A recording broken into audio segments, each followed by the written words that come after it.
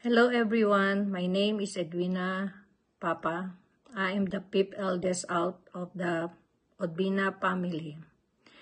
Thank you all for being here to honor and celebrate the life of my beloved sister, Maria Teresita Odbina Nazareno. Your presence is a testament to the love she had on all of us. It's hard to find the right words to describe someone as special to us. She was more than just my sister.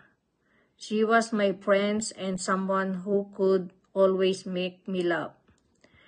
Her kindness, strength, and love will never be forgotten. Neneng has a big heart, was full of love and generosity. She always there if someone need help. We are heartbroken by your passing.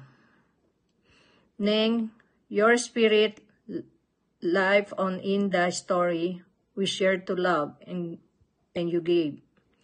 Your memories is forever. Rest in peace, Neng, with the Lord, and pakikamusta mo na lang ako kina tatay, nanay, Kuya Resty, and Eric. We meet you again next time. We love you and miss you a lot. Bye, Neng.